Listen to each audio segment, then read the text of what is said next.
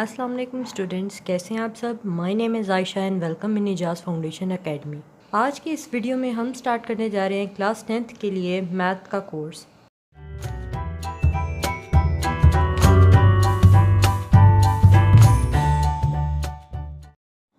सबसे पहले हम देखेंगे कि हमारे पास क्वाड्रेटिक इक्वेशन क्या होती है। An equation which contain the square of unknown variable quantity but no higher power is called the quadratic equation or a second degree equation।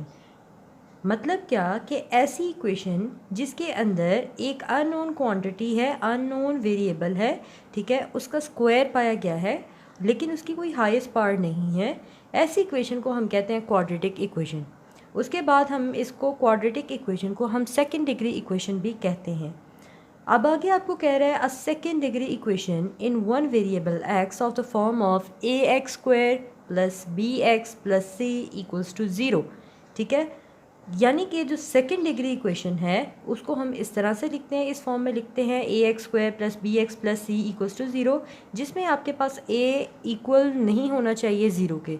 A B C जो है वो रियल नंबर है, मतलब ये आपको नंबर्स होंगे, ये यहाँ पे आपके पास ये कुछ नंबर्स लिखे होंगे जिसमें ए की वैल्यू जो है वो ज़ीरो नहीं होनी चाहिए। अब ये क्यों नहीं होनी चाहिए इसको हम आगे एग्जाम्पल के साथ समझेंगे।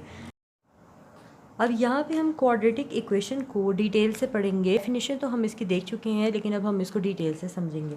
अब यहाँ पे a x square plus b x plus c equals to zero, इसको हम सेकंड डिग्री इक्वेशन भी कहते हैं और क्वाड्रेटिक इक्वेशन भी कहते हैं। सेकंड डिग्री इक्वेशन हम इसको इसलिए कहते हैं कि इसमें जो अननोन वेरिएबल है एक्स, मतलब अननोन वेरिएबल इसमें कौन सा है, एक्स है, और इसकी पावर जो है हमारे पास क्या है, 2 है, यानी कि सेकंड से स्टार्ट हो रही है, इसीलिए हम इसको क्वाड्रेटिक इक्वेशन कहते हैं। इसके बाद हमारे पास जो दूसरी कंडीशन थी वो हमारे पास ये थी कि a is not equals to zero, मतलब a की वैल्यू जो है वो ज़ीरो नहीं होनी चाहिए। क्यों ज़ीरो नहीं होनी चाहिए? अगर हम यहाँ पे a की जगह ज़ीरो पुट कर देते हैं देन ये वाली जो पूरी टर्म है ये हमारे पास क्या हो जाएगी, ज़ीरो हो जाएगी, जिसकी वजह से जो चीज़ बच जाएगी वो हमारे पास बच जाएगी बी एक्स प्लस सी, ठीक है, जो कि एक लीनियर इक्वेशन हमारे पास जो है वो बचेगी।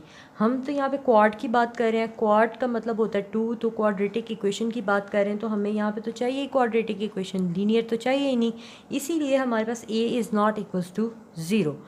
अब यहाँ पे आपके पास जो एक्स स्क्वायर के साथ a मौजूद है ये कोफिशेंट है किसका, एक्स स्क्वायर का, ठीक है, इसको हम लिख लेते हैं, ये क्या है, कोफिशेंट है, कोफिशेंट है एक्स स्क्वायर का। और यहाँ पे x के साथ जो हमारे पास b है ये कोफिशेंट है, ठीक, कोफिशेंट है किसका, x का। और यहाँ पे जो आपके पास c है ये एक कांस्टेंट टर्म है, ठीक है, ये हमारे पास है कांस्टेंट टर्म, ना इसके पास x है और ना ही एक्स स्क्वायर है, इसीलिए ये हमारे पास क्या है, कांस्टेंट टर्म है। अब इसकी एग्जांपल मैं आपको लिख के दिखाती हूँ। फॉर एग्जांपल आपके पास लिखा हुआ है 3x square plus 2x plus 3 equals to zero. ये हमारे पास क्या है, एक क्वाड्रेटिक इक्वेशन है, क्योंकि इसमें पार्ट जो है हमारी सेकंड से स्टार्ट हो रही है, अननोन वेरिएबल की पार्ट जो है वो 2 से स्टार्ट हो रही है, ठीक है, ये हमारे पास क्या है, क्वाड्रेटिक इक्वेशन है। अब एक ये हमारे पास क्वाड्रेटिक इक्वेशन लिखी हुई है, अगर यहाँ पे हम b की वैल्यू जो है वो ज़ीरो पुट कर देते हैं तो क्या होगा, देखते हैं हम।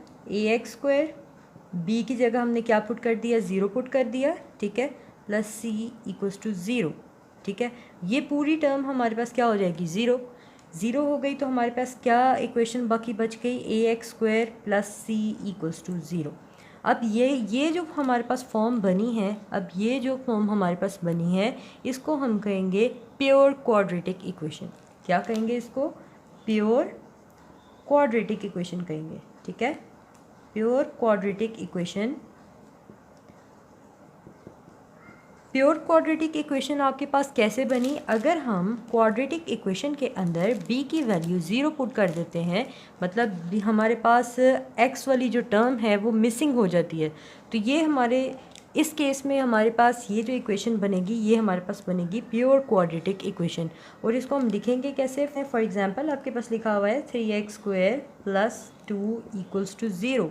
अब यहाँ पे देखें आपके पास x वाली टर्म जो है वो मिसिंग है, इसीलिए ये हमारे पास क्या बनेगी, प्योर क्वाड्रेटिक इक्वेशन।